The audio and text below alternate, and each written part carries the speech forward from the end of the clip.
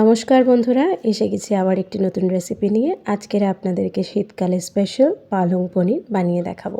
চলুন দেখা যাক কী কী লাগছে। পালং পনির বানাতে পালংটাকে সিদ্ধ করে নিতে হবে, শীষ পালং, তার সাথে টমেটো, কাঁচা লঙ্কা, পেঁয়াজ, একটি ছোট পেঁয়াজ আমি এখানে নিয়েছি। তার সাথে আমি নিয়েছি পনির, নিয়েছি রসুন, তার সাথে নিয়েছি ধনে পাতা, ধনে গুঁড়ো, জিরে গুঁড়ো, চিনি, নুন, হলুদ গুঁড়ো, সাথে একটু গরম মশলা গুঁড়ো। শীষ পালংটাকে সবার আগে আমাদেরকে এভাবে খুলে ভাপিয়ে নিতে হবে। একটু সামান্য তেল দিয়ে ভাপিয়ে নেব। তারপর কড়াইয়ে সাদা তেল বা বাটার, যেটা আপনাদের ভালো লাগে সেটা দিয়ে কড়াইটাকে গরম হওয়া অবধি অপেক্ষা করতে হবে। তেলটি যখন গরম হয়ে যাবে, পনিরগুলো ছোট ছোট করে কিউব করে কেটে আপনারা আপনাদের পছন্দ মতন কাটতে পারেন। কেটে হালকা ভাজবেন, বেশি ভাজবেন না, কারণ পনির যদি বেশি ভেজে নিই তাহলে একটা রাবার ভাব চলে আসে, সেটা তখন ভালো লাগে না। তো হালকা প্রথমে আমি কি করব, তেলটাকে লাগিয়ে নেব যাতে একটা পনির আর একটা পনিরের সাথে আটকে না যায়। ভালো করে পনিরটাকে ভেজে নেব, লালচে করব না, জাস্ট পনিরের কাঁচা গন্ধটা কাটিয়ে নেব। এই পর্যায়ে এসে পনিরটাকে তুলে নেবেন। দেখুন পনিরটা লালও হয়নি, আবার কাঁচা যে গন্ধটা আছে সেটাও কেটে যাবে, কারণ অনেকের পনিরের কাঁচা গন্ধটা পছন্দ হয় না। তারপর কড়াইয়ের মধ্যে অবশিষ্ট তেলের মধ্যে রসুনগুলো দিয়ে দেবো। তার সাথে আমি রসুনগুলো দেওয়ার ঠিক একটু পরেই আমি পেঁয়াজটা দিয়ে দিলাম, সাথে দিয়ে দিলাম টমেটো, কাঁচা লঙ্কা। এগুলো সব গোটাই দেবেন, কারণ এগুলোকে পরে পেস্ট করা হবে। এগুলোকে হালকা করে জাস্ট গলে যাওয়ার মতন এবং কাঁচা গন্ধটা কেটে যাওয়ার মতন একটু নাড়িয়ে চাড়িয়ে ভালো মতন করে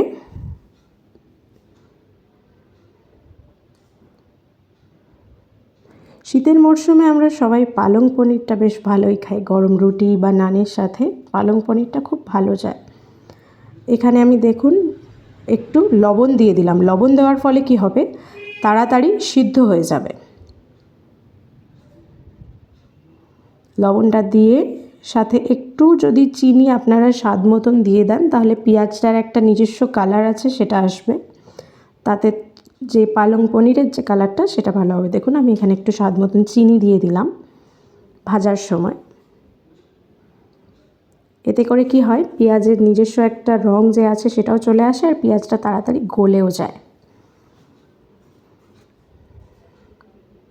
একটু নাড়াবো, বেশিক্ষণ ধরে নাড়াচাড়া করব না, জাস্ট একটু নুন আর চিনিটা যাতে মেখে যায় ওটার সাথে, ব্যাস আমাদের কাজ শেষ।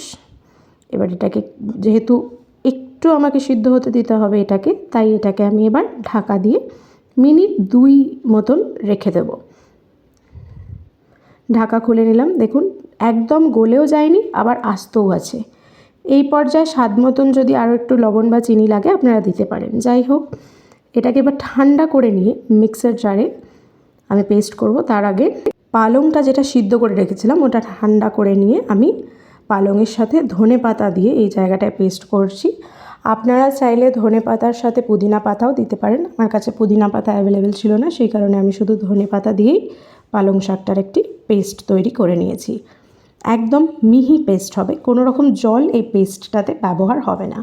দেখুন কি সুন্দর একটা কালার চলে এসছে। এবার ওই যে মশলাটা আমরা কড়াইয়ে করলাম সেটা ঠান্ডা করে নিয়েছি। এবার ওইটাকেও একদম পালং শাকের মতনই মিহি পেস্ট হবে, কিন্তু কোনো জল এটার মধ্যেও অ্যাড হবে না। এটাকেও আমি সম্পূর্ণভাবে ঢেলে পেস্ট করে নেব। এই পর্যায়ে কিছু অ্যাড হবে না, শুধুমাত্র এটা একটা গাঢ় পেস্ট তৈরি হবে। দেখুন, তারপর কড়াইয়ে একটু তেল নিয়ে নিলাম। আপনারা চাইলে এই জায়গাটায় বাটার নিতে পারেন। তেলটি গরম হওয়ার পরে সর্বপ্রথম যে আমরা পেস্টটা বানিয়েছিলাম মশলার, সেটাকে দিয়ে দেব, কারণ এইটাই আমাদেরকে কিন্তু ভালো করে কুক করতে হবে যাতে এটার কাঁচা গন্ধটা না থাকে। কারণ পালং শাকের ফ্লেভারটা সেটা থাকার জন্যই কিন্তু পালং পনিরের টেস্টটা এত ভালো আসে। কিন্তু এই মশলাটার টেস্টটা যদি সম্পূর্ণভাবে কষানো না হয় তাহলে কিন্তু ভালো আসবে না। দেখুন এখানে আমি আস্তে আস্তে সমস্ত মশলাগুলো দিয়ে দেবো। হলুদ, ধনে, জিরে, সাথে একটু গরম মশলাও নিয়েছি, সেটাও আমি এই সময়ই দিয়ে দেবো। অল্প সামান্য একটু গরম মশলা নিয়েছি, কারণ গরম মশলার ফ্লেভারটা বেশি আসতে দেওয়া যাবে না। পালং শাকের নিজস্ব একটা ফ্লেভার আছে, যেইটাই এই রান্নাটায় আমরা এনহ্যান্স করাবো।